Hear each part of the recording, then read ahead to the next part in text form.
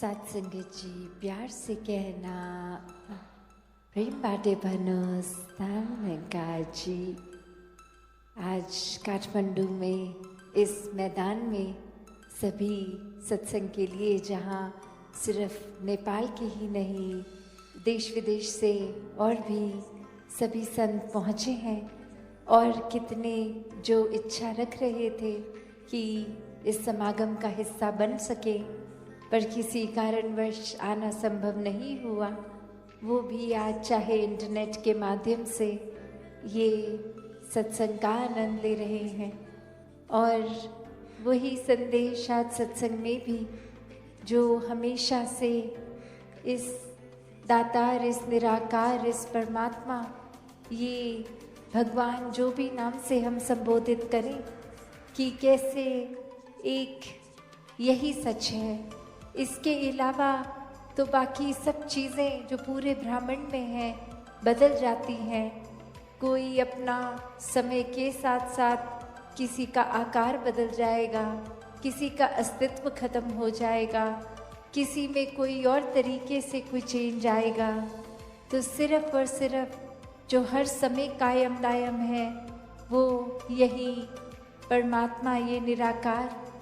और इसी निराकार से जुड़ने के लिए ये भक्तों ने आज भी संदेश दिया, और यही संदेश युगों युगों से एक भक्तों ने दिया।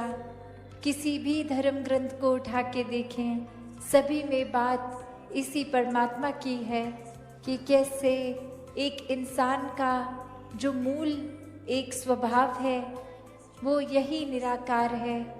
जैसे उदाहरण के तौर पे, जब कोई बच्चा पैदा होता है तो उसको कोई ओरिएंटेशन उस तरह नहीं होती, आसपास के वातावरण की कुछ समझ नहीं होती, कोई विचारधारणा नहीं होती। पर धीरे धीरे ये एक समाज से, स्कूल से इत्यादि जिसके संपर्क में आता है, वो कोई ना कोई एक विचारधारणा बन जाती है।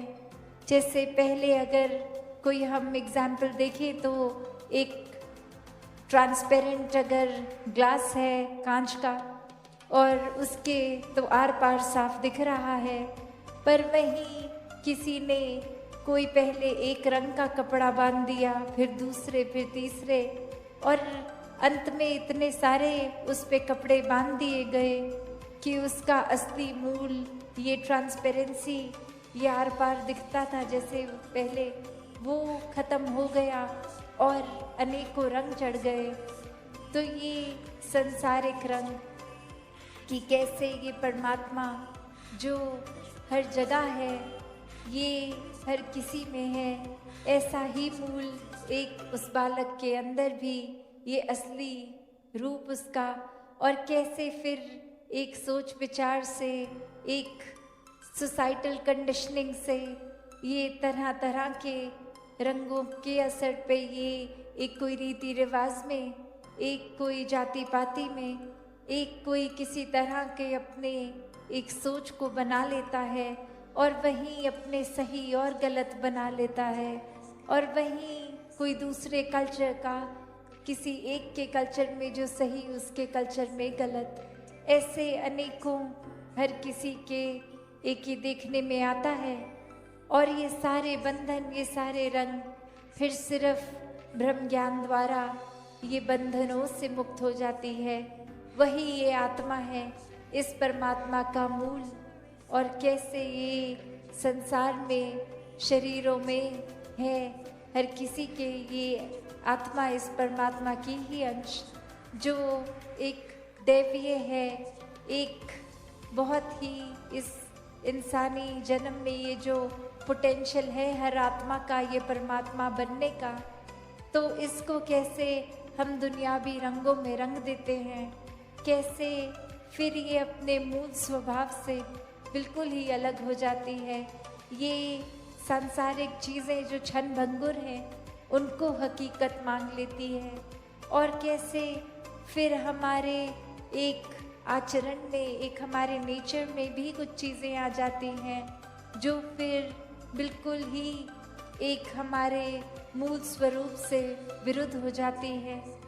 एक कहानी भी दासी ने पढ़ी कि जहाँ एक शिष्य आता है किसी गुरु के पास और कहता है कि मुझे एक बहुत ही इस गुस्से ने परेशान कर रखा है। कोई छोटी सी भी एक चीज़ होती है तो मेरा मन उसको एक्सेप्ट नहीं कर पाता और बहुत ही मेरा टेम्पर हाई हो जाता है, गुस्सा आ जाता है। मैं को यही एक अपने आप से परेशानी होती है कि बहुत गुस्सा आता है। और वहीं वो गुरु आराम से उस शिष्य से बात करते हुए कहते हैं, अच्छा इस समय अभी के अभी गुस्सा हो के दिखाओ कैसे आता है। और वहीं वो कहता है कि ये मेरे काबू में नहीं है, ये तो मैं इच्छा से अभी नहीं हो सकता, ये तो कभी भी कोई ऐसी चीज़ होती है, कोई स्टिमुलस मिलता है, कोई ऐसी चीज़ कोई बात कहता है या कोई सोच मैंने बनाई होती है कि ऐसा होगा और वैसा नहीं होता तो आता है, किसी के शब्दों से आ जाता है, मेरी इच्छा के विरुद्ध जो भी होता है मुझे गुस्सा देता है, ये कभी भी आ जाता है। तो फिर से एक बार वो गुरु कहते हैं, ठीक है तो अभी होकर दिखाओ, मुझे गुस्सा होकर दिखाओ। और आगे से वो गुस्सा तो क्या, वो एक मुस्कुराहट ही आ गई कि ऐसे तो नहीं हो पाएगा। और वहीं वो गुरु बात समझाते हैं कि जो भी चीज़ आपका मूल स्वभाव नहीं है वो आप असली में नहीं हो। तो आप अगर बार बार इस चीज़ में जाने की बजाय कि ये चीज़ तंग करती है, ये गुस्सा इस समय आपने बताया, तो उसको जीवन से हटाना है अगर, तो सबसे आसान तरीका कि अपने मूल स्वभाव को ही पकड़ो जो आप नेचुरली हो। और हर कोई नेचुरली, ये शरीर नहीं है, ये स्वभाव नहीं है, ये शरीर तो कुछ सालों की यात्रा तय करने के लिए इस आत्मा को मिला है। तो मूल जो ये आत्मा है, ये जब सारे बंधनों से कट जाती है, ये संसार में रहते हुए इस संसार से अलग हो जाती है कि ये सामान, ये रिश्ते नाते, ये सब है, इसका उपयोग करना है, सदुपयोग करना है, हर किसी को प्यार भी करना है, पर ये सांसारिक बंधनों में नहीं बस जाना कि ये असली में जो एक परमात्मा रूप है आत्मा, उसको फिर ये समझ रहे कि हम जीते जी मुक्त हैं, ये बंधनों में फंसे नहीं। ये तो एक सेवा रूप मिली है कि घर परिवार समाज सभी के लिए ये मन को एक अर्पित करना है, समाज के प्रति, एक संसार के प्रति समर्पित मन से सेवा करनी है। ये कोई कारण फिर ऐसा नहीं कहते संत कभी भी कि घर परिवार अपनी जिम्मेवारियों से नाता तोड़ दो और कहीं ऐसी जगह भक्ति करो जहाँ समाज पे बोझ बनोगे। नहीं, भक्तों ने तो गृहस्थ में रह के, अपने घर में रह के, समाज में रह के भक्ति करनी सिखाई है। उसी तरह जैसे एक कमल के फूल की पंखुड़ी जो होती है, जो एक लीफ होती है, पत्ता, वो एक पानी में जीवन अपना जीता है, पानी में समाप्त होता है उसका जीवन। फिर भी अगर वो जब सरफेस पे जब आ जाता है एक ऊपर उस कीचड़ के, तो एक अगर बारिश पड़े भी या कोई बूंद पानी की, तो वो कैसे वाटरप्रूफ हो जाता है कि वो बूंद बूंद की तरह रहती है, उसमें समाती नहीं है और वो फिर झड़ भी जाती है। तो कैसे एक उस पानी में चाहे जन्म लिया फिर भी वो असर पानी का नहीं लिया, उसी तरह हमने इस संसार में जन्म तो लिया है, पर ये संसार का असर इतना गहरा ना बनाए। हमेशा परमात्मा का ही प्रभाव अपने मन में गहरा होने दे कि कैसे हर चीज़, हर एक में ये परमात्मा ही है। किसी को ये नफरत करने का इस तरह वजह ना बनाए, कोई कारण अपने मन में, अपनी विचारधारणा से ना बनाए कि किसी से नफरत हो। सभी अपने हैं, सभी बहुत अच्छे हैं, सभी इस परमात्मा का अंश हैं, सभी श्रेष्ठ हैं। तो ऐसा प्यार ही भक्तों ने करना सिखाया है कि जब पूरी सृष्टि में कण कण में इस परमात्मा के दर्शन कर दे तो कैसे फिर हर जगह ही ये नज़र आएगा। और फिर ये जो एक बात है कि हम करीब जिस तरह एहसास कर पाते हैं नज़दीक होके, तो फिर ये परमात्मा में जीते जी एक मिक हो जाते हैं, ये एक रस हो जाते हैं। जैसे पानी में अगर शरबत घोल दें कोई रंग का, तो फिर वो पानी और वो शरबत उसी रंग के हो जाते हैं, तो वो कोई अलग अब नहीं कर पाएगा उसको, वो एक हो गए हैं। तो वही बात कि फिर ये भक्त और भगवान एक मिक हो जाना, ये आत्मा का परमात्मा से जीते जी भी मिलन है, और श्वासें खत्म होने पर भी ये मोक्ष और मुक्ति की हकदार आत्मा जीते जी जब ब्रह्म ज्ञान लेकर इस परमात्मा को जान लेती है, इस परमात्मा के एहसास में हर पल जीती है, अपने जीवन को भी फिर मानवीय गुणों से इंसान युक्त कर लेता है कि जब हर पल ही ये परमात्मा का एहसास है तो कोई भी एक अपशब्द नहीं बोले जाएंगे, आचरण भी प्यारा रहेगा। एक इंसान के शरीर में है तो इंसानियत की तरह ही जिएंगे। तो फिर ये परमात्मा ने इसको प्राप्त, ये भी आत्मा ने इस परमात्मा को प्राप्त कर लिया। जैसे ये देश का नाम भी नेपाल है, तो अगर ऐसे देखा जाए मैंने पा लिया कि मैंने पा, कि ये आत्मा ने परमात्मा को पा लिया, कि ये बस एक हर जगह है। अब ये अपना ऐसा बन गया है कि ताउम्र ये जीवन भर यही है, हर समय, हर सोच में, हर ख्याल में, हर कदम में कोई भी फिर किसी को चोट पहुंचाने वाला काम होगा ही नहीं जब हर एक में इसके दर्शन होंगे। तो यही संतों ने हमेशा चेतन करते हुए इंसान को कहा है कि श्वासों का पता नहीं, कभी भी मौत आ जाएगी, तो जीते जी इस आत्मा का मिलन परमात्मा से कराओ। ये ब्रह्म ज्ञान से अपने जीवन को भी जहाँ एक बहुत ही सहजता से जी लोगे, वहीं जीवन खत्म होने पर ये सैल्वेशन, ये मुक्ति, ये भी प्राप्त हो जाएगी। जहाँ पे भी एक मन का विश्वास, ये आस्था, ये एक आइडेंटिटी, ये सत्य जो हमेशा से सच था और सच रहेगा, आज भी सच है, जो समय के साथ बदलता नहीं, जो परिस्थितियों के साथ बढ़ता घटता नहीं, इसकी कोई शुरुआत नहीं, इसका कोई अंत नहीं। तो ये सच, इसको देखा जा सकता है, इस परमात्मा को अपने जीवन में लाया जा सकता है, और फिर इस परमात्मा के साथ हर पल जीवन का इसके एहसास में रहकर भक्ति की जा सकती है।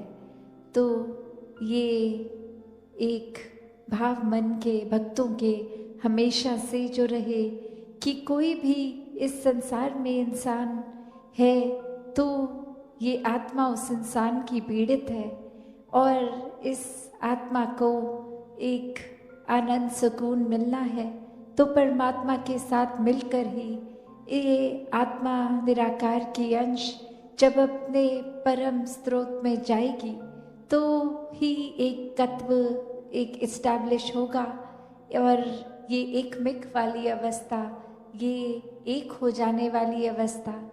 और कैसे फिर हर समय भक्तों ने यही अपने आप को महसूस किया कि परमात्मा और उनकी रूह एक हो गई है, और वो ही आनंदमय भक्ति भरा जीवन जीते हैं।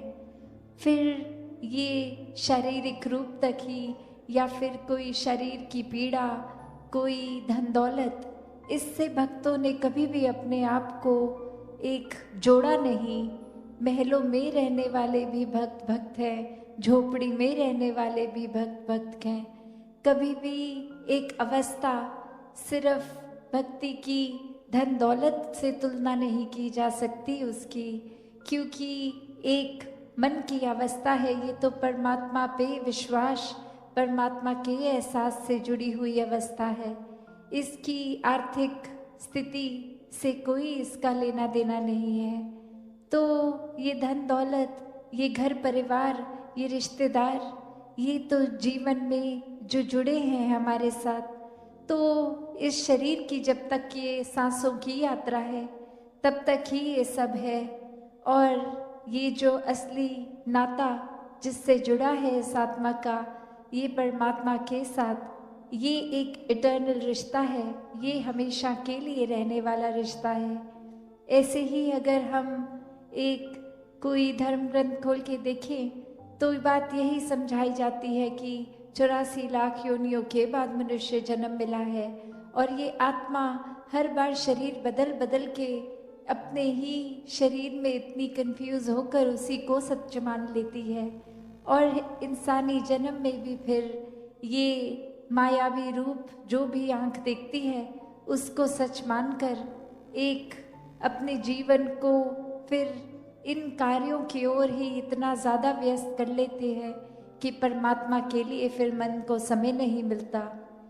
और अगर हम वाकई ही हर दुनियावी चीज़ से जुड़ते जाएंगे तो फिर ये उतार चढ़ाव बना रहेगा, ये मन में सुकूनदायक नहीं होगी, क्योंकि कोई चीज़ किसी समय के लिए तो सुख देती है, फिर वही चीज़ एक दुख का कारण बन जाती है। तो कैसे हर समय का अगर सुख चाहिए तो फिर ये परिस्थिति से जुड़े ना जुड़े, पर ये परमात्मा की ओर जिन्होंने अपना मुख रखा, विश्वास रखा, वो हर परिस्थिति से बहुत ही सहजता से सुकून में निकल जाते हैं। जैसे ये जगह का नाम भी शांतिपुर है, तो शांति कैसी शांति?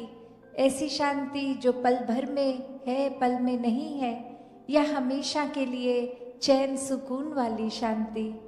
तो संतों ने एक बहुत ही सरल रास्ता बताया है हमेशा के लिए शांति प्राप्त करने का, और वो यही है कि परमात्मा से जुड़ो, परमात्मा के एहसास में अपनी सोच को रखो, ये दिल में परमात्मा को इस तरह बसा लो कि हर समय ही कोई काम करते हुए ये परमात्मा की याद मन में बसी रहे, इसी के एहसास में हर काम करते रहें। तो कैसे फिर हमेशा रहने वाली शांति से जब जुड़ेंगे, स्थिर के साथ जुड़ेंगे, तो मन भी स्थिर हो जाएगा, मन भी विशाल हो जाएगा। और ये शांति फिर वही अवस्था, जैसे अक्सर आप सभी ने गौतम बुद्ध जी की वो कहानी बहुत बार सुनी कि कोई व्यक्ति आता था और उनके ऊपर थूक के चले जाता था, और उनके मन की शांति, ये उनके मन में टॉलरेंस इतनी कि वो अपनी अंदर से अवस्था को बिगड़ने नहीं देते थे। वो चाहे कितनी बार आके ऐसा कर जाता और उसी तरह इस परमात्मा के एहसास में मगन रहते थे। फिर वो एक शरीर का भी कोई कष्ट नहीं, उनके एक परेशानी भी उसमें नहीं झलकती थी, ना वो कोई कठोर वचन उस व्यक्ति को बोलते थे। और कैसे फिर एक दिन अपनी गलती का एहसास करके वो व्यक्ति जब उनसे माफ़ी मांगने आता है तो भी उनके स्वभाव में कोई फर्क नहीं, जैसे जब वो थूकता था उन पे तो उसके साथ पेश आते थे, माफ़ी मांगने पर भी उसी तरह आए। तो संत तो ऐसे एक किसी भी अवस्था से जुड़ते नहीं हैं, एक दुख सुख से ऊपर आनंद की अवस्था में रहते हैं। फिर कोई अच्छी बात बोल रहा है, उन्हें बुरा बोल रहा है, कोई अच्छा एक व्यवहार रख रहा है उनके प्रति या नहीं रख रहा, वो उन चीज़ों से नहीं जुड़ते। ये एक आनंद की शांति की अवस्था ये अचीव कर लेते हैं संत, और यही अवस्था हम सबके भी हिस्से आई है, क्योंकि ये जन्म इंसानी रूप में हम सभी को मिला है। और ऐसा करने के लिए ये अपॉर्चुनिटी है, ये हमें समय इस परमात्मा ने दिया है कि इंसान के शरीर में आए हैं तो वाकई ही इंसान बने। और जब पूरी तरह से इंसान बनने का मतलब यही कि परमात्मा की अंश हैं हम, परमात्मा का ही रूप है, तो पूरी तरह एक परमात्मा बन के जिएं। तो कैसे हर किसी में वो पोटेंशियल है, every soul is potentially divine, कि वो एक अपना दैवीय रूप हर किसी का जो है उसको इंसानी जन्म में जिया जा सकता है और पूर्णता से खुद को इस परमात्मा के साथ जोड़ा जा सकता है।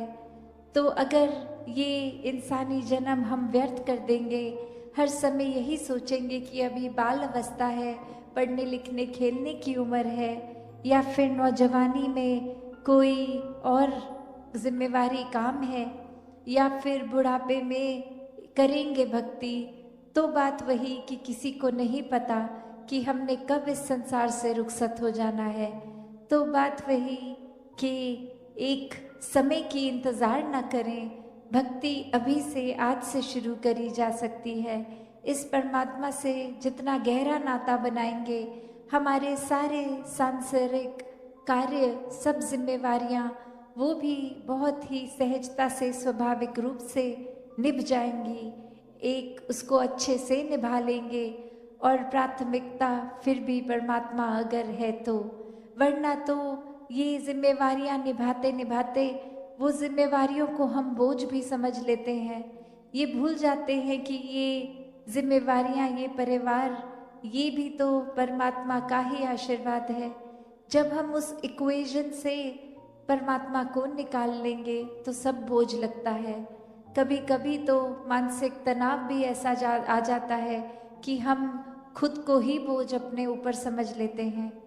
तो वही बात संतों ने हमेशा समझाई, आज भी समझाते हैं कि जितना इस निराकार से, इस परमात्मा से जुड़ेंगे, इसको हर समय पहले ब्रह्म ज्ञान द्वारा इसको देखकर फिर इसमें विश्वास होगा और फिर इस परमात्मा से प्यार होगा और फिर ये प्रेमा भक्ति का जीवन, इस तरह एकत्व का जीवन बन जाएगा आत्मा परमात्मा का, कि सिर्फ फिर ये रूह और निराकार का रिश्ता नहीं, ये तो निराकार हर किसी में है, कण कण में है पूरे ब्रह्मांड के। तो हर एक इंसान से बिना भेदभाव एक प्यार होता चला जाएगा, क्योंकि एक इंसान जब खुद ही प्रेम बन गया है तो प्रेम ही बांटता है। तो कैसे हर किसी ने जहाँ अपने जीवन में प्रेम को अपनाना है, पहले खुद बनकर प्रेम ही बांटना है। फिर ये किसी के प्रति इंसान नफरत कर ही नहीं सकता, क्योंकि सभी में परमात्मा है और ये नज़र आएगा। तो कैसे ये परमात्मा को हर समय देखते हुए इंसानी जन्म में ही ये भक्ति की जाए। एक मुक्ति की बात जो है, ये जीते जी फिर संत तो जीवन मुक्त हो जाते हैं। एक जीवन के उतार चढ़ाव, ये जंजाल, ये भरम बुलेखे, ये जीते जी ही आत्मा को एक बंधन कटे हुए जब ब्रह्म ज्ञान मिल जाता है और जब आंखें बंद हो जाती हैं, मृत्यु आ जाती है, तो भी इस आत्मा को पता है कि ये शरीर के बाद अब जाना कहाँ है। इस परमात्मा में जो जीते जी एकमिक है, वही मृत्यु के बाद भी अपना असली घर ये परमात्मा को पहचानता है, इस परमात्मा में एक हो जाता है।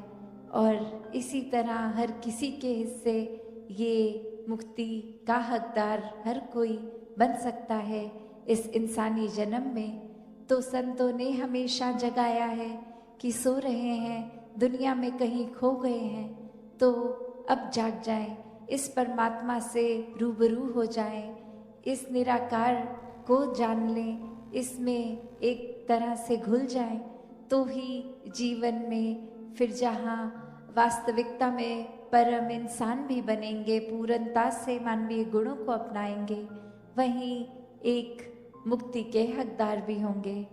तो संतों ने सेवा, सुमिरन, सत्संग के पहलू को समझाते हुए कहा है कि संतों का संग करेंगे तो संतमति अपनाएंगे, फिर एक दिमाग, दिल गलत रास्ते नहीं जाता। फिर वही संत जो खुद परमात्मा से जुड़े हैं, वो तो फिर एक सच का रास्ता ही दिखाएंगे, जीने का सही तरीका ही समझाएंगे।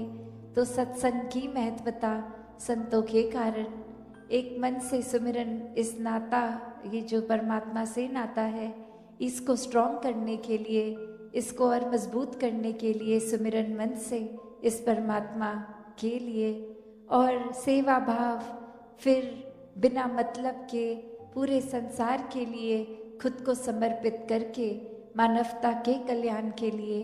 तो सेवा सुमिरन सत्संग द्वारा इस परमात्मा को याद रखा जा सकता है। ऐसा जीवन हर कोई जीता चला जाए। सत्संगत जी, धन निरंकार जी। सत्संगत जी, प्रेम से कहना धन निरंकार जी। सदगुरु माता जी अक्सर एक बात कहते हैं कि एक एक कार्य जो इस जीवन में रहते हुए हम कर रहे हैं, निरंकार को उसमें शामिल कर लें, निरंकार के एहसास के साथ जुड़ जाएं, तो हर कार्य सेवा। हम फोन मिलाते हैं तो फोन में जो टॉक टाइम जितना बचता है उतना ही देर फोन मिल सकता है। अगर ये प्यार वाला टॉक टाइम खत्म कर लिया तो फिर दूसरी कोई बात हो नहीं पाएगी, रिश्ते चल नहीं पाएंगे। तो अपना बैलेंस अकाउंट, बैंक अकाउंट में भी पैसे पड़े होते हैं तभी खर्चे कर सकते हैं। पैसा ही ना हो, क्रेडिट कार्ड भी हो, डेबिट कार्ड भी हो, कहीं जाके डेबिट कार्ड हम लगाते हैं पर बैंक में पैसा नहीं है, वो ट्रांजैक्शन अप्रूव नहीं होती। चाहे कल तक मेरे बैंक में बहुत पैसा पड़ा था पर अब नहीं है, तो वो छोटी सी 10 रुपए की ट्रांजैक्शन भी अप्रूव नहीं होगी। चाहे हम कहते जाएं कल तक 1 लाख रुपया पड़ा था, अब खत्म हो गया, कोई नहीं 10 रुपए का तो ये पास कर दीजिए मेरा चेक या मेरा डेबिट, पर नहीं होगा। क्यों? क्योंकि बैलेंस खत्म हो गया। तो इसलिए अपना प्रेम वाला बैलेंस हमेशा बना रहे, बढ़ा रहे, हमेशा ज्यादा रहे, ताकि ये छोटे मोटे कभी गलती से जो खर्चे हो जाते हैं तो उनको ये रिश्ते ना खराब हो जाएं, क्योंकि ये इतना प्रेम वाला छाप, ये प्रेम वाला बैलेंस हर जगह हमेशा ज्यादा है। और फिर हर रोज अपने लिए सदगुरु से यही अरदास हम सब मांगे कि कोई भी सेवा निभाते हुए कभी किसी का दिल ना दुखे। तो जीवन का हर रिश्ता, हर पहलू सेवा रूप बन सकता है। निरंकार का एहसास कर लें तो वो भी भक्ति का अंग बन जाता है। ऐसा जीवन हम जी सकते हैं। और कल एक सवाल था कि किसी बहन ने जो पूछा कि उनके प्रोफेशन की वजह से वो उनकी क्लोथिंग जिस भी प्रकार की है और लोग उस पर कमेंट करते हैं या बात करते हैं, तो फिर जवाब में कहा गया कि उनका प्रोफेशन है, उनको वहां पर उस प्रकार से जो किरदार निभाना है, एक्टिंग या मॉडलिंग, उस हिसाब से वो कपड़े पहनते हैं। तो दास ये कहना चाहेगा, किसी का प्रोफेशन अगर नहीं भी है और उनकी अपनी पर्सनल चॉइस है, अपने जीवन में, अपने घर में, अपने सोशल लाइफ में वो जैसे भी कपड़े पहनना चाहते हैं वो उनकी पर्सनल चॉइस है, तो वो बहुत मुबारक है। और जब तक ये विवेक है कि जब हम सत्संग में आ रहे हैं, या सत्संग क्या, हम कहीं अगर पब्लिक प्लेस में जाते हैं, हम उस हिसाब से ही जाते हैं जो वहां के लिए अप्रोप्रिएट डेकोरम है। तो एज लॉन्ग एज मैं वो निभा रहा हूं, तो अपनी पर्सनल लाइफ में सबको जैसी भी जीवन जीना है वो आजादी सबको दी गई है। पर अक्सर देखा जाता है, खासकर जो खुद को धार्मिक समझते हैं, जो खुद को भगवान का बंदा कहते हैं, जो खुद को भक्त समझते हैं, उनका धार्मिक होना प्रभु से प्रेम करना नहीं होता। उनका धार्मिक होना, उनकी भक्ति करना, उनका परमात्मा का नाम लेना सिर्फ इस बात से जुड़ा हुआ है कि मैं धार्मिक हूं क्योंकि मैं ये बताता हूं कि देखो कौन कौन अधर्म के मार्ग पर चल रहा। जबकि इतनी सी बात खुद नहीं समझ आई कि धर्म सिर्फ अपनाने का नाम है, प्रेम का नाम है। अगर मैं किसी की लकीरें छोटी कर रहा हूं तब तक मुझे ही धर्म की समझ नहीं आई है कि इस धर्म क्या है। तो अगर हम सत्संग में भी आ रहे हैं, मिशन से जुड़े हैं, सदगुरु के दर से जुड़े हैं, और वहां मैं ये टीका टिप्पणी कर रहा हूं कि अपने घर पे कोई कैसे रहता है, क्या खाता है, क्या पीता है, क्या उसका काम काज है, कैसे वो कपड़े पहनता है, कैसा वो सोशल मीडिया पे अपना जीवन दिखाता है। सोशल मीडिया पे तो बड़े मॉडर्न कपड़े पहने हैं और सत्संग में आया है, तो सत्संग में आने पर मैं उसको अगर टॉन्ट मारूं कि आप तो ऐसे कपड़े पहनते हैं, आप सत्संग कैसे आ गए, या यहां तो आप बड़ी सेवा कर रहे हैं सर ढक के, पर आपके सोशल मीडिया से तो ये लगता है कि जैसे आप बड़े मॉडर्न कपड़े पहनते हैं या ऐसे कपड़े पहनते हैं जो आपको नहीं पहनने चाहिए। मैं कौन होता हूं किसी को बताने वाला किसे कैसे कपड़े पहनने हैं। मुझे जो अपने लिए ठीक लगता है मैं वैसे कपड़े पहनूं, या नहीं ठीक लगता अपने लिए मैं ना पहनूं। लेकिन ये सोचना कि मैं किसी को ये अगर बता दूंगा कि वो कैसे कपड़े पहनता है और कैसे कपड़े नहीं पहनता, उससे उसकी सेवा कैसी है, उसकी भक्ति कैसी है, वो कितना समर्पित है गुरु के चरणों में, ये मेरी नासमझी है, ये मेरा भ्रम है। किसी की लकीर छोटी करके अगर मैं खुद को ज्यादा बड़ा भक्त समझ रहा हूं तो मुझे इस बात का एहसास करना होगा कि मैं भक्ति की राह से कोसों दूर। किसी और को अगर मैं समझा रहा हूं ये कह के कि उसका निजी जीवन कैसा है, इस बात पे टीका टिप्पणी करके मैं ये कह रहा हूं कि भक्त का जीवन तो ऐसा नहीं होना चाहिए, मेरे जीवन जैसा होना चाहिए, देखो मुझे कितनी समझ। तो किसी और की लकीर को इसलिए छोटा किया जा रहा है कि खुद बड़ा महसूस कर सकूं, तो मतलब मैं अहंकार की राह पर चल रहा हूं। भक्ति वाले भावों से कभी किसी की लकीर छोटी नहीं की जा सकती। सिर्फ और सिर्फ अहंकार वाले भावों से ही इंसान किसी और की लकीर छोटी करने का प्रयास करता है। आज सवाल आया कि इतना ज्ञानी होने के बावजूद रावण को अहंकार कैसे हो गया? ज्ञानी था इसलिए अहंकार हो गया, इतनी कलाएं थी इसलिए अहंकार हो गया, भक्त नहीं बन पाया, समर्पित नहीं कर पाया। तो मुझे अगर लगता है कि मैं शीशा दिखाने वाला बन जाऊंगा ताकि बाकी सबको समझ आए कि वो कितने पीछे हैं भक्ति में मुझसे, तो मैं भक्ति की राह पर नहीं, मैं अहंकार वाली राह पर चल रहा हूं। तो जब कभी मन में इस बात से खुशी मिलने लगे, इस बात का आनंद आने लगे, इस बात में स्वाद आने लगे कि मैंने किसी और को बताया कि वो कैसे मुझसे पीछे है या नीचे है, तो ये समझ लें, खुद को याद दिला लें, चेतन हो जाएं कि मैं भक्ति के मार्ग से हटकर अहंकार वाले मार्ग पर चल रहा हूं। मैं निरंकार से दूर होकर अहंकार से घिर गया हूं। साथ में मैं उस पे पर्दा चढ़ा दूं कि ये तो मैं भक्ति करनी सिखा रहा हूं, ये तो मैं मर्यादा बता रहा हूं। हम किसी को ना बताएं। जब तक जिस स्थान पर हम सत्संग करने आ रहे हैं वहां की मर्यादा बनाए रख रहा है हर इंसान, तो उसके निजी जीवन में वो जैसा है उस बात पर यह टिप्पणी करने का मुझे कोई हक नहीं कि उसकी भक्ति कितनी है कितनी नहीं। हमें नहीं पता, हमें बिल्कुल नहीं पता। कहीं मैं सोचूं कि मैं घर से सर ढके बिना बाहर नहीं निकलता तो मुझसे बड़ा कोई भक्त नहीं, और जो सर नहीं ढकते, जो ऐसे मॉडर्न कपड़े पहनते हैं, वो भक्त नहीं है। तो मैं बहुत बहुत बहुत भ्रम में हूं।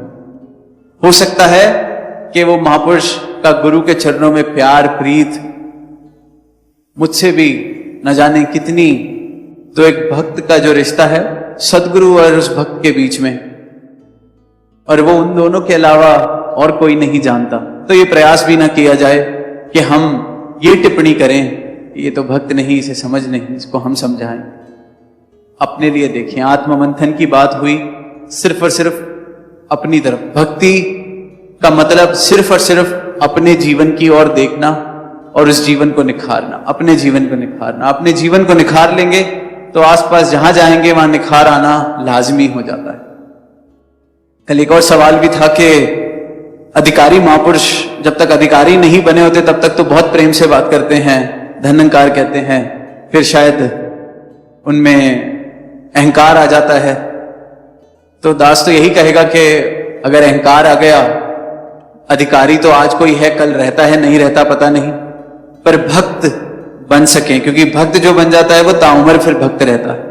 अधिकारी आज हैं कल नहीं है, और जो भक्त बन गया फिर वो उसकी अवस्था हर अधिकारी से ऊपर है।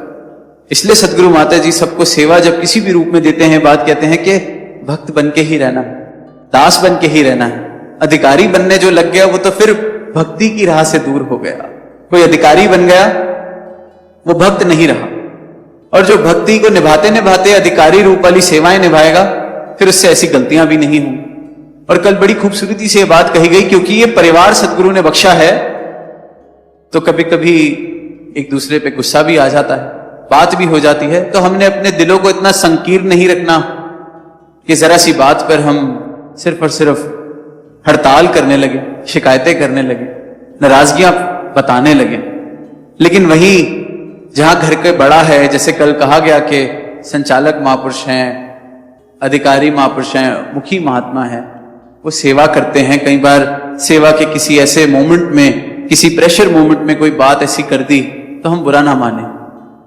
तो दास यही कहेगा कि जो महात्मा जिम्मेवारियां निभा रहे हैं, अगर तो उनका स्वभाव प्रेम वाला है, सबको प्रेम देते हैं, सबके लिए हाजिर रहते हैं, सबको अपने बच्चों की तरह रखते हैं, तो कभी कभी ऐसे महात्मा की डांट पिट जाती है तो चुपती भी नहीं, यही लगता है कि मुझे समझा रहे हैं।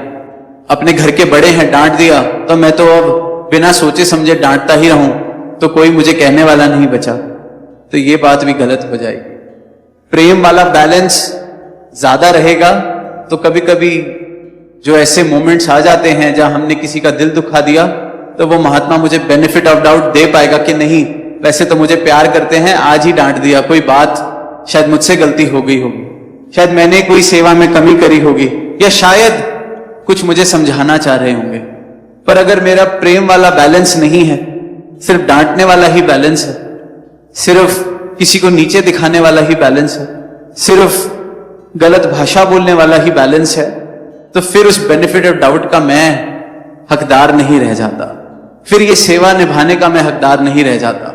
फिर अगर मेरी भाषा सिर्फ एक जैसी ही है कि ये तो सिर्फ डांटते ही रहते हैं, ये तो सिर्फ गलत ही बोलते रहते हैं, इनका तो और कोई काम ही नहीं, इनको तो सिर्फ और सिर्फ हमें नीचे दिखाना ही अच्छा लगता है, तो फिर वो महात्मा, जैसे कल सवाल में था कि अधिकारी दास क्यों नहीं बन के रह सकता, तो फिर वो दास भावना जाज परिवार के रूप में साथ हैं। इस प्रकार की बातें होंगी, सबको दिल विशाल रखने हैं, लेकिन सबका अगर प्रेम वाला बैलेंस ज्यादा होगा तो ऐसे जो छोटी मोटी बातें होती हैं फिर सहज में निकल जाती हैं, दिलों पे नहीं लगती, क्योंकि दिलों पे सबके प्रेम की छाप रहती है। और कभी ऐसा हो जाए तो दातार ऐसी मेहर करना कि मुझे एहसास हो जाए कि आज मेरे बोल से किसी को ठेस पहुंच गई, आज मैंने शायद सेवा निभाते हुए, शायद उस पल में जब सेवा का प्रेशर था या कोई काम ठीक से नहीं हुआ था, मैंने किसी को डांट दिया, अगर ये एहसास हो जाए तो मैं जाके उस बच्चे को और प्यार दे दूं, उस महापुरुष को और प्यार दे दूं, माफी मांग लूं।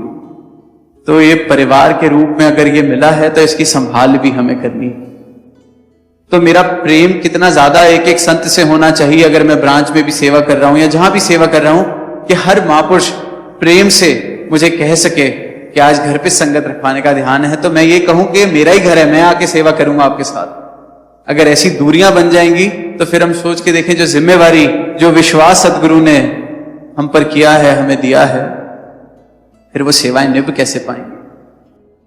तो सबके लिए आत्मा मंथन का एक अवसर है।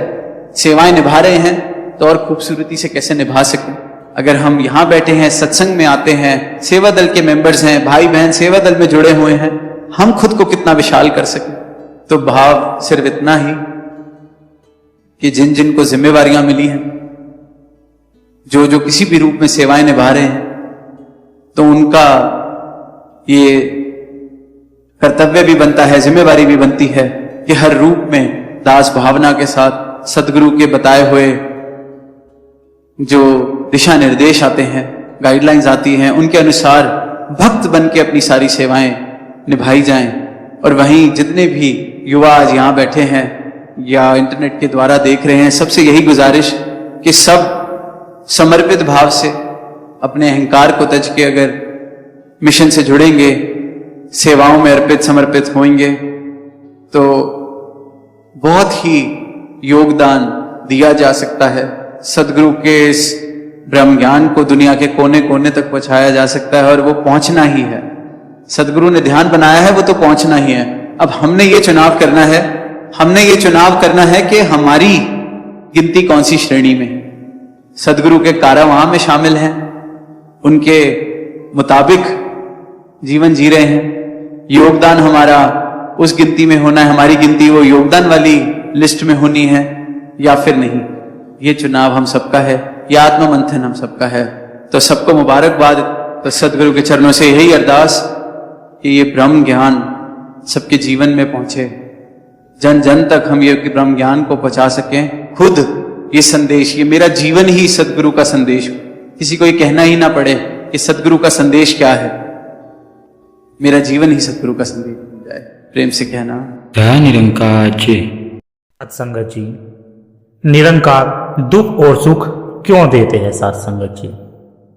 प्यारी सत्संगत जी, गुरु की कृपा से जब हम सत्संग में जुड़ते हैं तो संतों की वाणी हमारे असली स्वरूप का बोध कराती है। श्री कृष्ण ने गीता में कहा, नैनम छिदंती शास्त्राणम नैनम दहंती पावक ना चैनम क्लेदति आपे विना सोसती मारुते। सत्संगत जी, इस निरंकार स्वरूप आत्मा को ना कोई शस्त्र काट सकता है, ना आग जला सकती है, ना पानी भिगो सकता है और ना ही हवा सुखा सकती है। और फिर एक प्रश्न जो हर संत के मन में कभी ना कभी उठता ही है, वह है कि अगर हम अविनाशी आत्मा है तो फिर हमें इतना दुख, इतनी पीड़ा, इतना दर्द क्यों महसूस होता है? यह निरंकार हमें दुख क्यों देता है? सत्संगत जी, एक संत ने यही प्रश्न किया कि निरंकार ने सृष्टि की रचना तो कर दी, पर दुख की रचना क्यों की? तो महापुरुषों ने समझाया कि सत्य तो यह है कि निरंकार ने सृष्टि की रचना की है, निरंकार ही सृष्टि बने हैं। यह पूरा संसार, यह पहाड़, यह नदियां, यह जीवन, यह जीव जंतु, यह आप और हम सब उसी एक निरंकार का फैलाव है। वेद कहते हैं संतो, एक हम बहुश्याम, यानी कि एक मैं हूं बहुत हो जाऊं, और वहीं इस एक अनेक रूप में प्रकट हो गया। अब सोचिए सत्संगत जी, जो निरंकार खुद आनंद का सागर है, सुख स्वरूप है, उसे दुख कैसे पैदा हो सकता है? सत्य तो यह है कि निरंकार ने दुख की रचना की ही नहीं, निरंकार ने तो केवल सुख की रचना की है। आप और हम स्वयं ही उसी निरंकार के अंश है। गुरुवाणी कहती है, ईश्वर अंश जीव अविनाशी, चेतन अमल सहज सुख राशि। सत्संगत जी, आपका और मेरा असली स्वरूप सुख की राशि है, आनंद का खजाना है। हमारे स्वरूप में तो किसी चीज का अभाव ही नहीं है, तो फिर यह चिंता ही है, शोक ही है, दूरी इच्छाएं हमें हर पल जला क्यों रही है संतो? इसका एक ही कारण है सत्संगत जी, दुख हमें इसलिए मिल रहा है क्योंकि हम भूल गए हैं कि हम कौन हैं। हमने इस मिट्टी के शरीर को मैं मान लिया है, और यह शरीर, यह तो इच्छाओं का, कामनाओं का पुतला ही है ना संतो, यह तो कभी पूर्ण हो ही नहीं सकता। इसकी एक इच्छा पूरी करो तो 10 नई खड़ी हो जाती है। जब हम इस शरीर को मैं मानकर मनमानी करते हैं, इंद्रियों के भोगों में भटकते हैं, तो सत्संगत जी दुख तो मिलेगा ही। यह अध्यात्म का मार्ग, यह सत्संग, यह गुरु की शरण इसी भूल को मिटाने के लिए है। जिस दिन हम अपने इस आत्म स्वरूप को जान जाएंगे,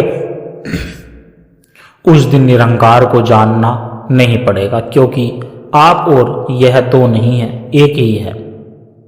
जैसे एक नदी गंगाजल भी गंगाजल होती है और एक बोतल गंगाजल भी गंगाजल है, उस पूर्ण परमात्मा का अंश भी पूर्ण ही होता है। सत्संगत जी, तो पहली बात तो यह स्पष्ट हो गई है कि आज निरंकार दुख नहीं देते, दुख हमारे अपने अज्ञान, हमारी भूल का परिणाम है। अब दूसरा पहलू समझाते हैं सत्संगत जी, हमारे कर्म। महापुरुष कहते हैं, अवश्या में भोक्तायाम कृतम कर्म शुभम संतु, यह अटल नियम है। आपने जो कर्म किया है, अच्छा या बुरा, उसका फल तो भोगना ही पड़ेगा। खेत में बबूल का पेड़ बोकर हम आम के फल की उम्मीद कैसे कर सकते हैं? यदि हमारे कर्म बिगड़ गए तो दंड तो हमें ही मिलेगा सत्संगत जी। इसलिए दोष निरंकार पर मत लगाइए। जैसे सूर्य की ताकत नहीं कि वह अंधेरा कर सके, जब तक सूर्य है अंधेरा हो नहीं सकता, ठीक वैसे ही संत निरंकारी परमात्मा मंगल भवन है, अमंगलहारी है। वह चाहकर भी किसी का अमंगल नहीं कर सकते। सत्संगत जी, आपको यह जानकर आश्चर्य होगा कि ईश्वर ने स्वयं इस संसार का नाम क्या रखा है, पता है आपको? गीता में भगवान कहते हैं कि यह संसार दुखालयम आशा शाश्वतम है।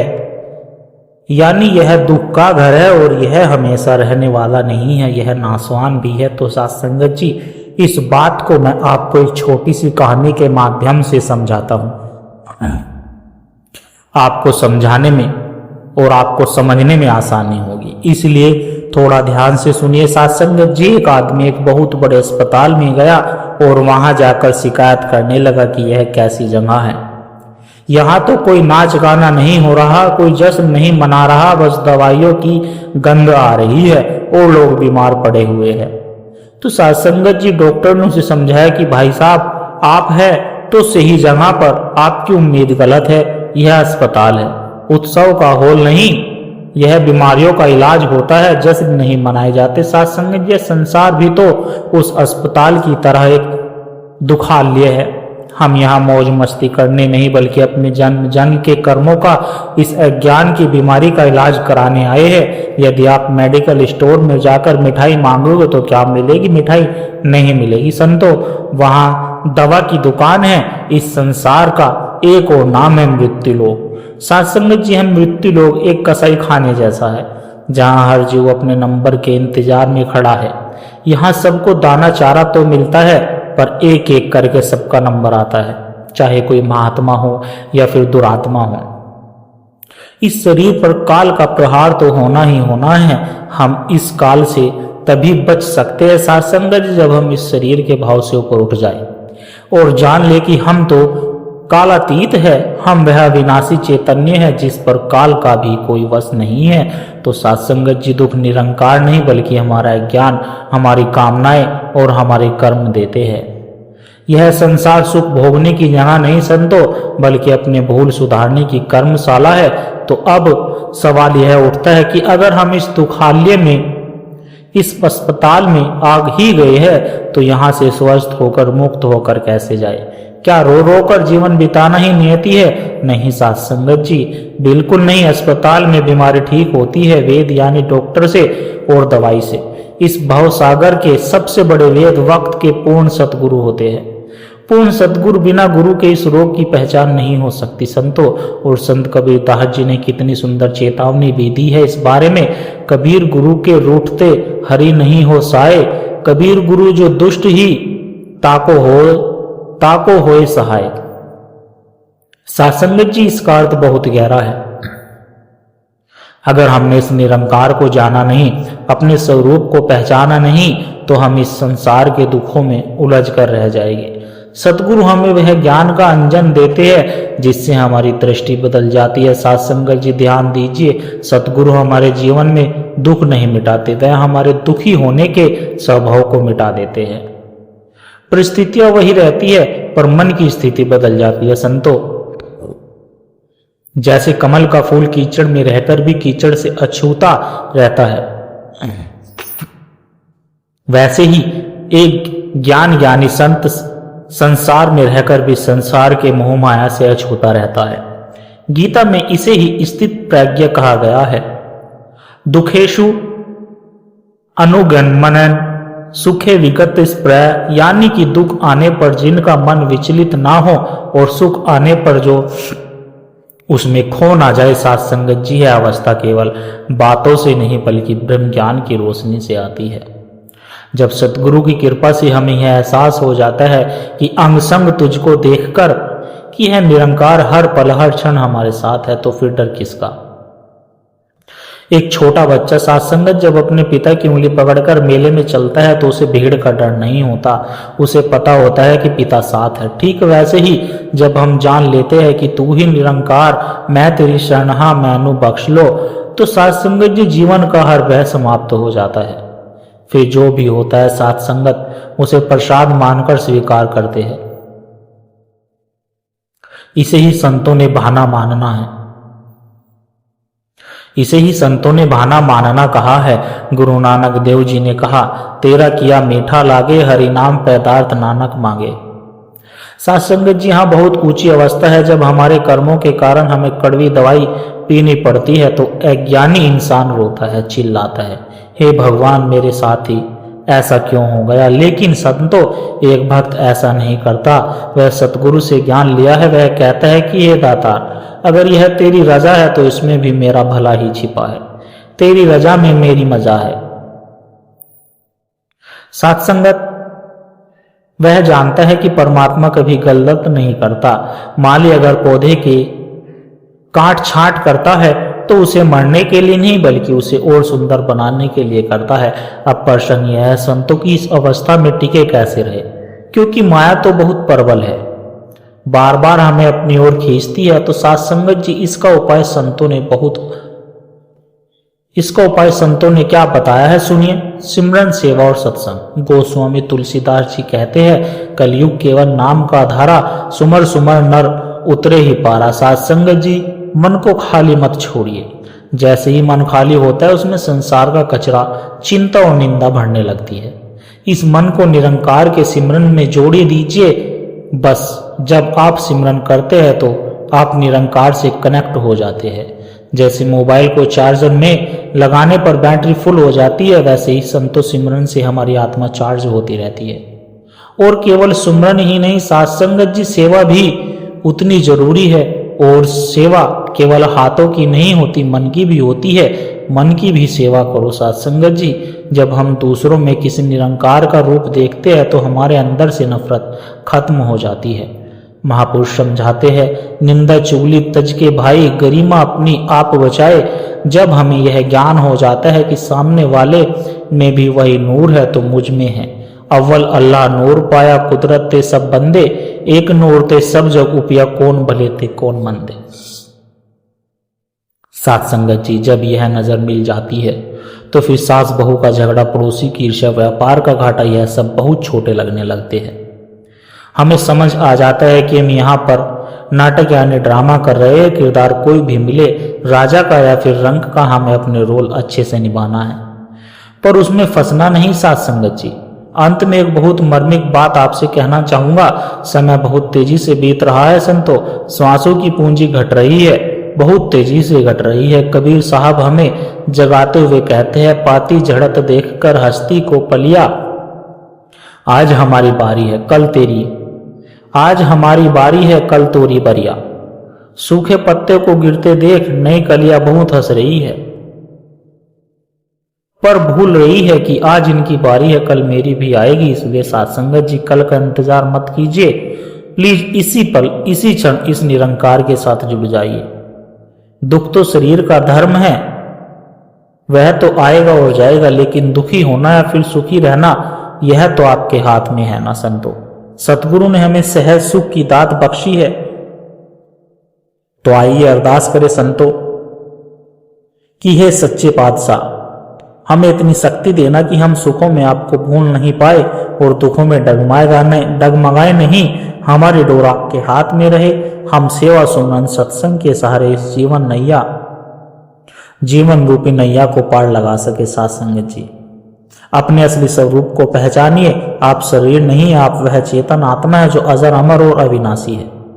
जब आप खुद को आत्मा मानकर जिएंगे तो दुनिया का कोई भी दुख आपको तोड़ नहीं पाएगा। इसी भाव के साथ, इसी विश्वास के साथ सिमरन करते रहिए, सतगुरु के वचनों पर फूल चढ़ाते रहिए। बड़े प्यार से कहना, धन निरंकार जी। और दास आशा करता है कि दास के द्वारा कहे विचार आप सभी संतों को अच्छे जरूर लगे होंगे। अगर अच्छे लगे हो तो दास की वीडियो को लाइक करें, शेयर करें, कमेंट बॉक्स में धन निरंकार जी लिखकर अपने विचार साझा जरूर करें और दास के चैनल को भी सब्सक्राइब जरूर कर दो। और प्यारे संतों, एक छोटी सी अरदास और है। अगर इन विचारों ने आपके दिल को छुआ है, अगर आपको इन विचारों से आत्मिक शांति का एक कण भी महसूस हुआ है, तो इस ज्ञान के प्रसाद को संतों केवल अपने तक सीमित ना रखे, इस प्रेम के पैगाम को आगे औरों तक भी पहुंचाए। क्योंकि संतों, एक दिए से ही दूसरा दिया जलता है। जब हम इस सत्य की आवाज को और रूहों तक पहुंचाने का माध्यम बनते हैं, तो यह भी निरंकार की एक बहुत सुंदर सेवा ही होती है। और इस ज्ञान की धारा से, सतगुरु के इन विचारों से निरंतर जुड़े रहने के लिए आप हमारे सत्संग के डिजिटल परिवार का हिस्सा बन सकते हैं, ताकि जब भी कोई नया विचार साझा हो वह आप तक सहज ही पहुंच जाए और हम एक दूसरे के विश्वास से बल मिलता रहे। सतगुरु हम सबकी छोटी छोटी सेवाएं स्वीकार करें और दास को भी आशीर्वाद दे कि दास हर रोज आप जी के चरणों में ऐसे ही सुंदर सुंदर प्रेरणादायक कहानी विचार लेकर आता रहे। साथ संगत जी प्यार से कहना, धन निरंकार जी।